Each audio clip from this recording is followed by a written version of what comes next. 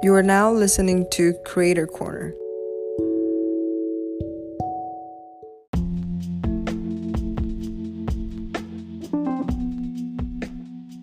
Hi everyone, welcome to Creator Corner. I'm Dalia. And I'm Mary. We're very excited about our episode today as we celebrate the first season of Creator Corner.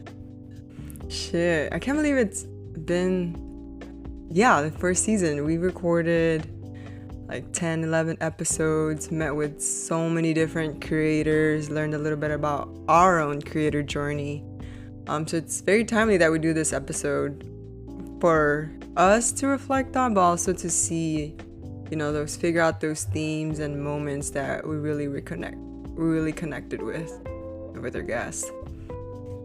Yes, you're absolutely right, Mary. I think it's been a very interesting and really exciting experience to jump into the podcast fully committed and really be open to having these incredible conversations with the creators that we've had on the podcast. I think personally, Mary, when you and I started about a year ago, Creator Corner was a very different concept. We were actually called Crypto Corner. Like, bro, we didn't even know crypto. We didn't even know anything about crypto, but we were just rolling with it. So here we are.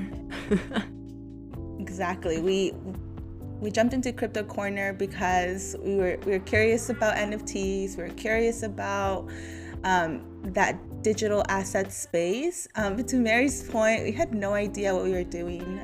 We didn't fully understand how crypto related to creators. But also it was something that was so foreign to us that it was a little bit hard to relate to crypto as something that we could talk about for hours. I think that's really been the biggest difference from Crypto Corner to Creator Corner.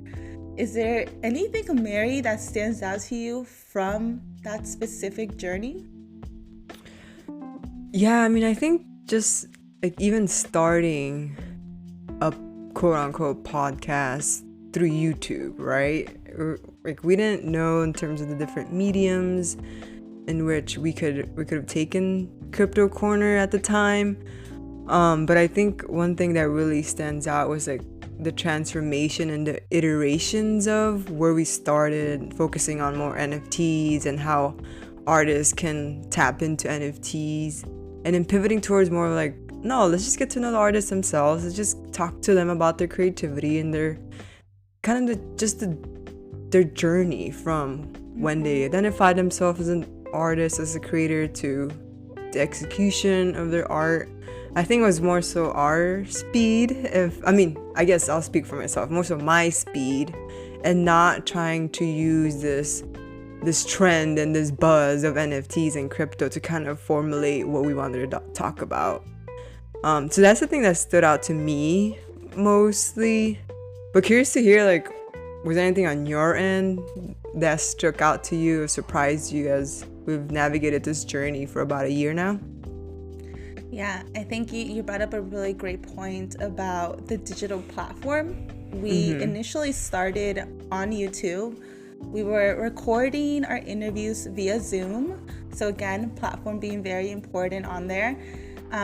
And to your point, like crypto is something that we had some interest in, but it didn't feel genuine to us. And what I mean by that is we jump into this podcast or video interview format with these creators, and we talked to a bunch of creators, and that's something that I think was probably the biggest learning is connecting with different types of creators through different mediums. But I think what was difficult is, as we're chatting with these creators, we had to connect it back to crypto or bring it back to this sort of, theme around crypto. And so it felt very limiting in terms of the creative process. We have these great conversations with the creator, and then, hey, what are your thoughts on crypto? It didn't feel organic. It didn't feel genuine. Right. And so transitioning to becoming Creator Corner fully, I think has really, at least my experience in interviewing some of the recent folks, we can talk a little bit more about them, their creative process, their learnings. We don't have to tie it back to some generic theme that's may not even be related to what they're doing.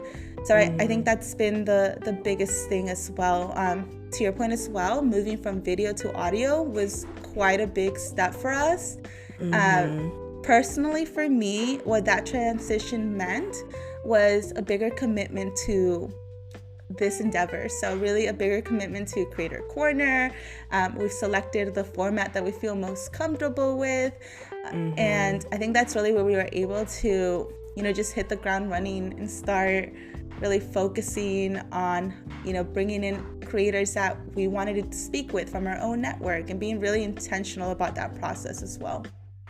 Right. And I think it was also cool to see, like, when we started, not having an idea of, like, okay, so what guest you interview? How do you define a creator? How do you define an artist? But I think from our conversations and the way we've intentionally tried to really build Creator Corner was to surround the everyday artist, the everyday creator. And people might ask, like, our audience might ask, like, what the hell does that mean to be an everyday creator? I'm an everyday creator. We could all say that. But I think as we continue this progress, this project, we're defining everyday creator as someone who's intentionally working on their craft over and over and over, and having that consistency piece so that they can share their craft to others, to their own audiences, and people with, varying different types of interests and likes. I don't think we've necessarily focused on a specific creator artist. It's kind of nice having that wide range of shit. We've talked to different types of creators and artists, from poets, from comedians, from like writers, from fashion designers. I'm missing a lot, but I think it's just really awesome to see, like, how intentional we're also trying to highlight everyday creators and uplift their work. I think we've come a long way in that terms as well. Yeah, and I think on a personal level, being able to reclaim what an everyday creator is for myself. Yeah. When I think about Creator Corner, and we talked a little bit about transitioning from video to audio. I think that's really when I started to feel like a quote unquote everyday creator.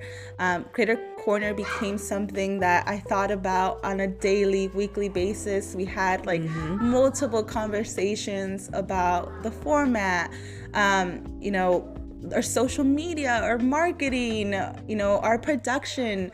And so it's become something that it is an everyday thing for us. It's an everyday thing that we are thinking about, brainstorming about, wanting to expand and grow and be very intentional about.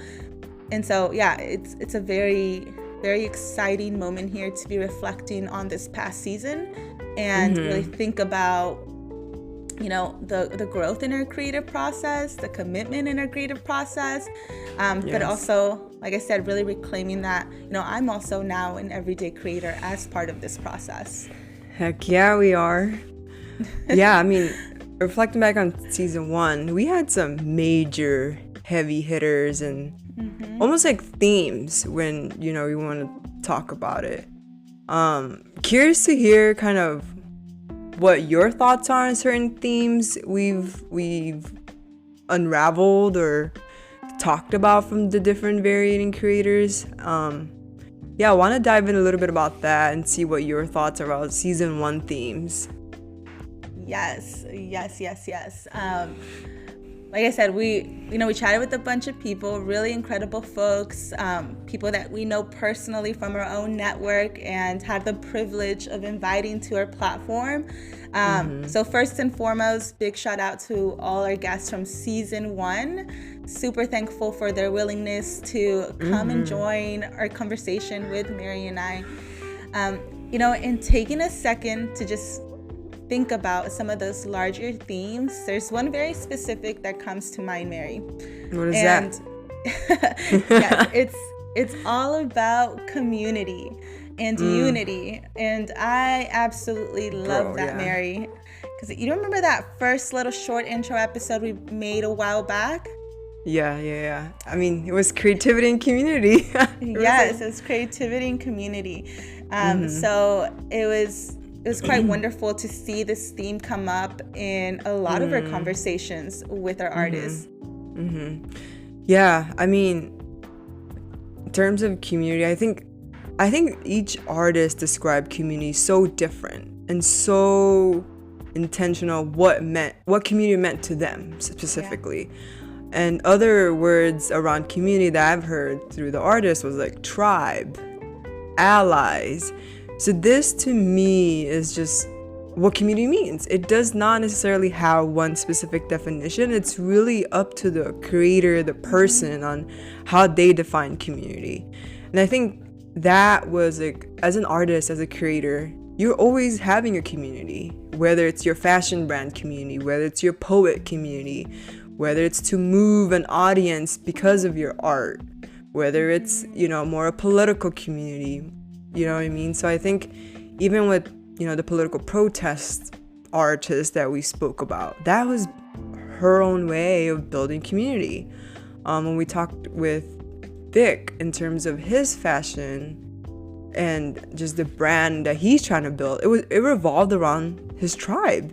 So I think this concept of community is so big in everyday creators and artists that it is essentially like the essence of why they are who they are in terms of their artistry and their product that they produce.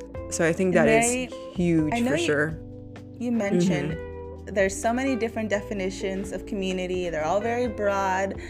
In terms of the one that you related to the most, or stood out to you in terms of this is something that aligns with the way that I view community. Thinking back at all our creators, and I know it's really hard because they're like we said, like they view it in a very unique way, very specific to their craft.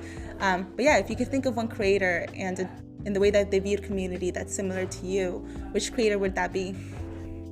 Yeah, this one's hard. It's really tough because I liked how each different artist we spoke to had their own twist to it.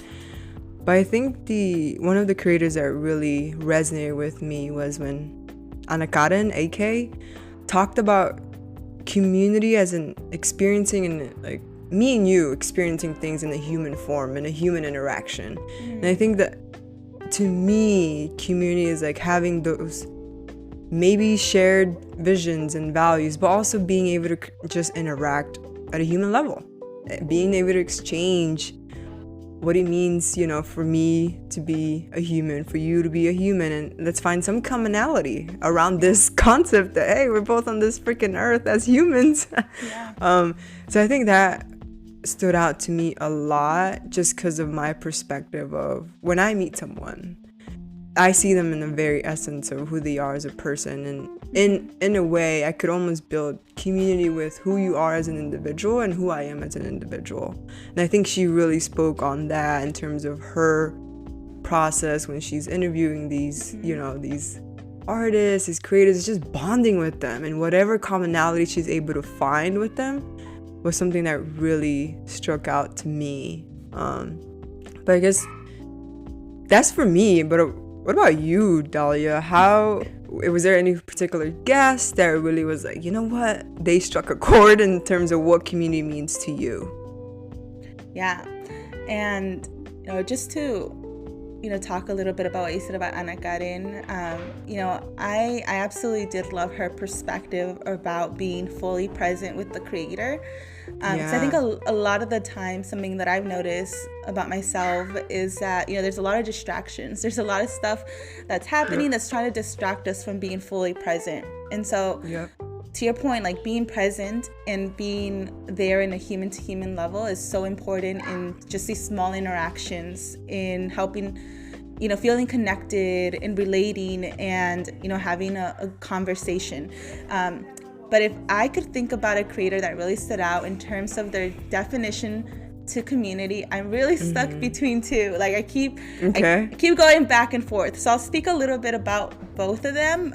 Okay. But Vic from Run the World Clothing, he talked a lot about community in terms of the way that he will like release a clothing line and then have like pop-up shops, like video conversations during the pandemic, to have people conversating and talking about the art, the clothing line. I really, really like that perspective because, something that he said was like, if you're thinking about your community in your tribe, it's all about allowing ourselves to connect and have conversations around what he's delivering in terms of this clothing line. So he has this clothing line, he puts it out there, and it could be something that is it's not living if it's just thrown out there, but the community brings life to it. The community brings life to the clothing line. It's an opportunity to have conversations about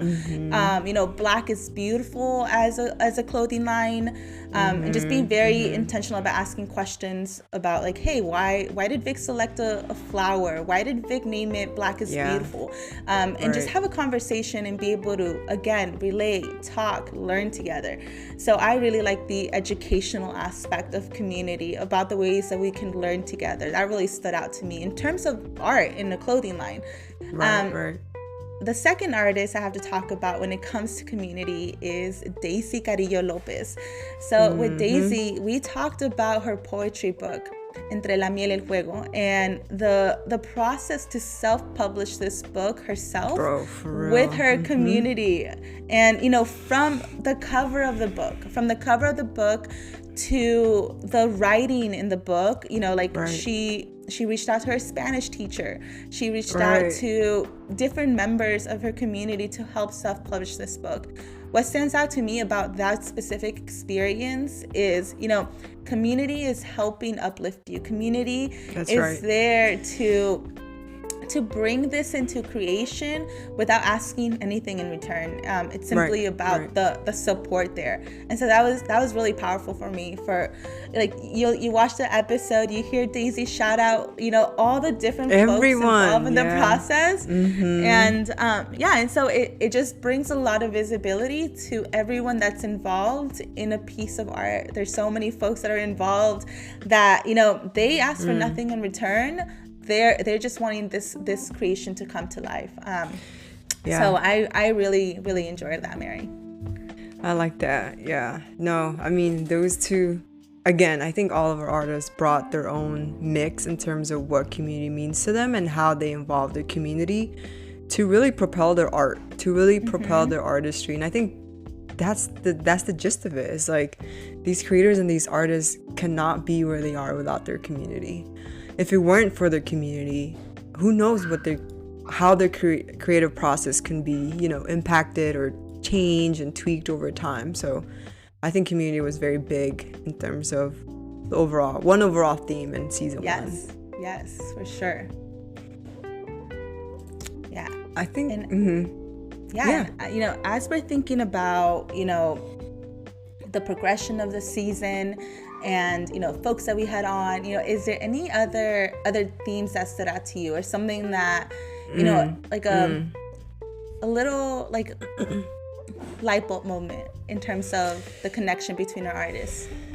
Yeah, I mean, I really I think I saw it in the progression of our season over time, but I think another theme that came up for me was like translating passion into their artistry, into their creativity. And more specifically, Deb Almond, the feminist protest artist, who I very much relate to as she was a public health major. I studied public health. I mean, public health is always going to be my first love. I like to say that. And I think I resonated very closely with her of how frustrating it was for her to do public health work and almost know that the shit she was doing in terms of grant writing, in terms of, these kind of like these not policies, but procedures she was writing to get those grants weren't gonna work. Like, she knew it wasn't gonna work. So I think that just hit home for me, because I kind of understood her language in terms of the frustrations behind public health and how people don't believe in public health, as we've seen it in the COVID fucking pandemic. Like, without fucking public health, where we have been. Yeah. But she used this passion of hers. She knew like public health was always a thing, and converted that into her artistry. Now she does all feminist art, where it's like really raising awareness. It's still public health, but it's a different medium. Instead of her writing, to submit grant proposals and whatnot, she's an artist. She's doing more protest art. She's doing things that I think a lot of people who don't speak the same language are gonna understand through that image, through what she's producing, through her vulva series, and through that reclamation of, woman has rights, woman can use her own like bodily autonomy, and no fucking man, yet alone, should be telling people what to do with that. And I think it was just beautiful how she connected and transformed her passion to public health into another medium like her artistry. But yeah, I think she just really hit home for me, because public health, Yeah, and that is such an interesting theme, the way that our artists have been able to take this passion they had and be able to evolve this passion into a craft and an art. I mean, we talked about Vic. He mentioned he wanted to be a professor. He wanted to be in education. And through his clothing line, he still has that intention and that mission statement to empower conversations where we're learning together and we're educating ourselves about Black issues in the Black community, and reclaiming identity there. So there's still that passion for education, but now it's being transformed into a specific art. And similar with Sunny.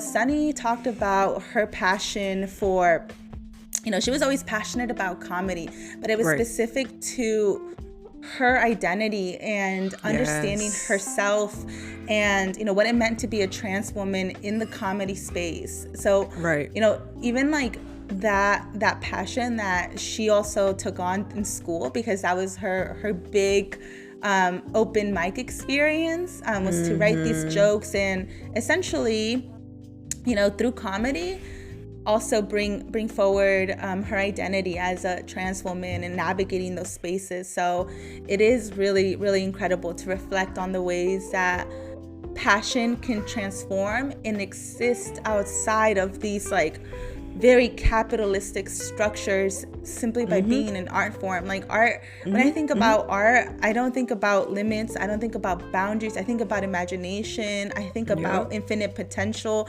and like all these different art forms exist in that plane, and they don't exist in limiting structures to me. And I think that's one thing that I've been navigating in this experience as well.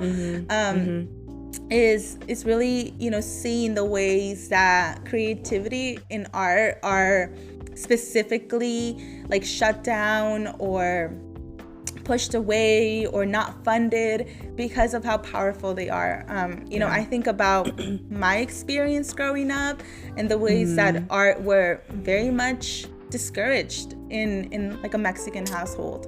And so if I think about like the first moment of expression, just expression, not even art expression, just expression, and the way that emotional expression was shut down at as young as 3 years old, I can, track that just impact in my creativity, in my imagination, and in wanting to express myself in different mediums.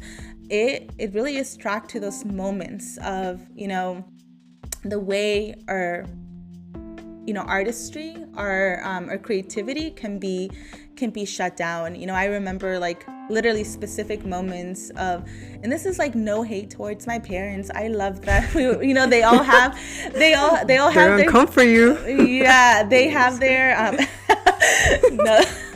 they they had their own experiences, and I've gone through a lot of process of forgiveness and understanding that they were also struggling. And so I fully understand that when I say this. But there's specific moments where I'm little and I'm young and I'm expressing a sort of emotion, and it's been shut down, it's silenced, it's ignored, and so this eventually leads to I'm thinking about growing up, and I was literally afraid of expressing myself. Specifically in high school, I felt like I was very much in a like, oh, this is the way things should be. I need to be a good girl. I need to study really hard. I need to get A's. And when those things didn't work out, the way that I felt about myself was like so tied to that. And I'm only bringing this up in the aspect of like creativity growing up has been very much in a box for me. And so part of my experience has been trying to break from this box and be uncomfortable, be okay with expressing myself, my emotions, my feelings. And through this creative process and Creator Corner, like understanding, and in talking to creators, the different ways and mediums that I can now express myself. It's fun. It's very interesting. And so passion into art, I definitely want to, in this process, it's been really fun, like digging into that inner passion and seeing the ways that we can transform it in this platform. Because at the end of the day, I am passionate about diverse creators. I am passionate about having these conversations with folks across different mediums, learning about them, sharing this moment together. So it's been quite a wonderful journey. And I think on that note, Mary, if you were to think about like maybe, and we always say this, but like takeaways, like one takeaway from the past season, one little snippet that you learned from a creator that you're like, wow, this is really going to help my creative journey. Like, thank you for sharing that. Like, what would that moment be? Yeah, and I like this question because I myself am a very reflective person. I think there's so much power in just taking a pause, reflecting back on past experiences, and also just like reflecting on certain feelings that you navigate. So with this, I think one key like heavy hitter takeaway for me was like how much a creator really needs to exercise their creative muscle by having multiple creative projects. And that shit fucking resonates with me because my mind run like I always have so many ideas and so many projects in mind. Are like, ooh, that could be a good idea. Ooh, that could be really cool. And I think that it kind of like was affirming to be like, oh, people start shit and then have other shit. So I think that was really cool as I am also navigating the blossoming of my creative process. And I think it was affirming to me to be like, it's okay for me to have this project, but also I want to work on this project, but also exercise that muscle in different ways that is different from these other two projects. And I think in retrospect, for me as growing up, I've always been interested in so many different stuff. Like I loved, and I can remember just having a wild imagination. And this brings me back to like kind of nourishing my inner child of how imaginative I was. And for those who don't know, like I absolutely love playing sports, and I could vividly remember as a child, and specifically the sport of basketball, like literally being in second grade and they're teaching us all this math, and all I can do is like try to like pretend I'm making some jump shot. And literally this was like what's running in my head while this teacher was trying to teach me math, but in the background I'm still paying attention, because again, I think my mind just works that way where I need to have multiple different stimulants so that my mind can run. And I think that is so important as a creator, because with anything as cliche as it sounds, like practice continues to fine tune your work, your product. And I think, I'm going off like a little bit of tangent here, but it's just like was just so validating to hear like Hey, yeah, Mary, it's okay for you to have all these different ideas. And I mean, don't get me wrong, it's also my Gemini moon in me. And that makes me just, run with different ideas and want to start things and maybe not even finish things, but also want to start new things. But I really liked how a lot of creators touch on that. And then last thing I'll say was that, like, for example, going back to Daisy Carrillo Lopez, she's not only a poet, she's a performer. She does open mics. She does social media posts. She wrote and published her book.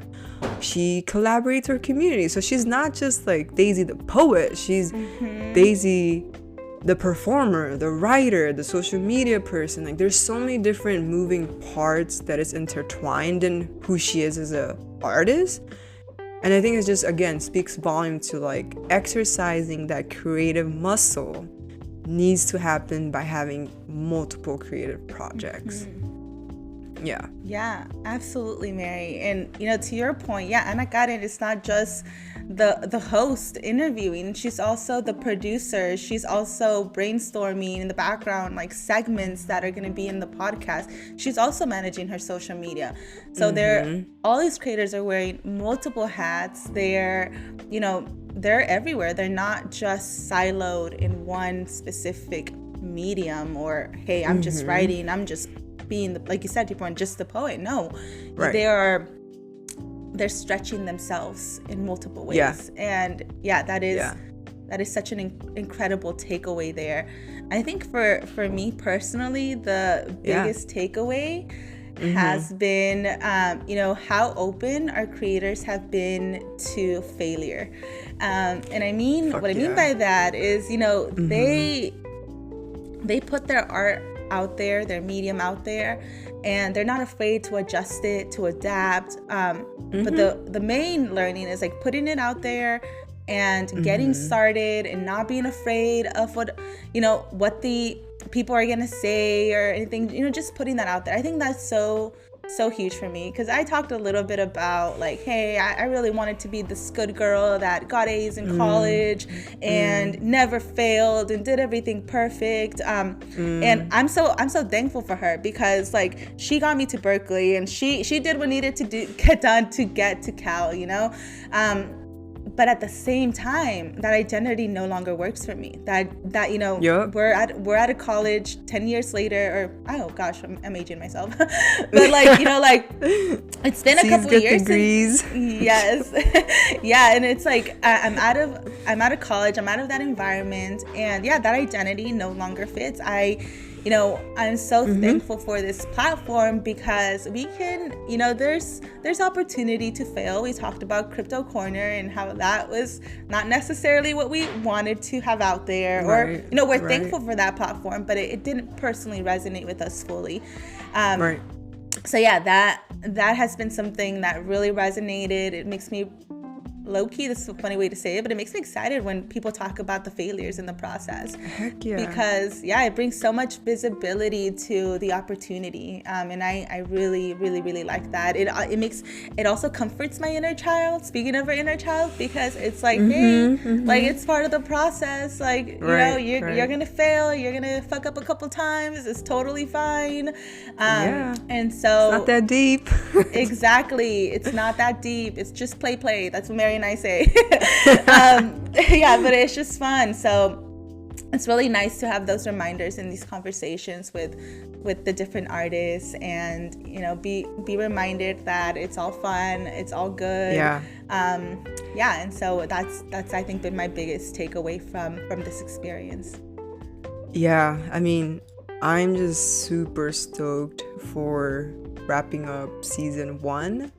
I think we're very the amount of learnings we had for season 1 and fine-tuning our own creativity, our own creative process was shit, dude. It was just like, wow, it's just eye-opening. And we're so grateful for all the creators and the guests that we've had so far, but I am juiced to start thinking about season 2, and again, just like us continuing to fine-tune our own creative journey. And I think that's what it is. I think we created this platform, Creator Corner, to really highlight you know what, like everybody's a creative in their own way, and everybody has an artistry to them. It's just like, how do you tap into that artistry? How do you tap into that kind of like that inner self of like, you got what you need and you are gonna do what you know what serves you well. So I'm just super stoked and excited for season 2 of Creator Corner, and again, just very grateful and very humbled to have had the abundance to connect with so many different creators. And also can do this with you, friend. I mean, shit, we've come a long way from, you know, us being undergrads at Cal and thinking like, oh yeah, this, you know, predominantly white institution is gonna get us to where we want. I mean, don't get me wrong, it's working out for us, but I think it was like also limiting, like you said, like that creative process. You know, us thinking that, you know, this traditional, you know, you do this and you do it one way and you become X after you graduate from XYZ. It's limiting, and I think that's the beauty of being a creator, of being a creative. It's like, it's abundance. Like, yes. It's whatever you want it to be. So very grateful for that process. I'm right there with you, friend. It's been so incredible to share space with you. You know, our intention in building this was to create greater community for ourselves and feel connected. I don't know if anyone knows this, but I live in the West Coast and Mary lives in the East Coast. So this platform has been an opportunity for us to be in the same space while being in completely different locations. So it's definitely been a blessing to share this space with you, Mary.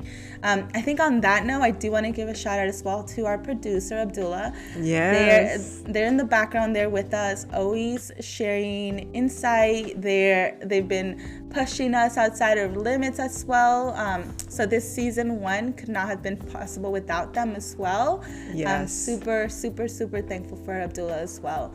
And as Mary said, most importantly, I think as we look towards season 2, I welcome all the failures. I welcome all the new ideas. I welcome all these incredible new opportunities as we look ahead, because absolutely, Mary, as you said, it's all about limitless potential, abundance, and, you know, just joyfulness as we're enjoying this time together and this opportunity to, you know, have a conversation with 2 friends. Yes. And I think that's it. I mean, we're here to have fun. We're here to, again, play and mess up and have our own failures, but also keeping the vision in mind of continuing to fine-tune, continue to build community with these creators, continuing to produce creative content as we figure out our own creative journey. And shit, I'm stoked for season 2.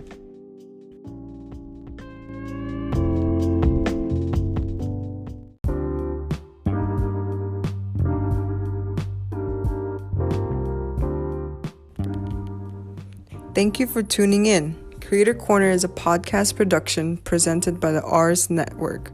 It is hosted by Dalia Zaragoza and Mary Figueroa. This podcast is edited and produced by Muhammad Abdullah Kawish.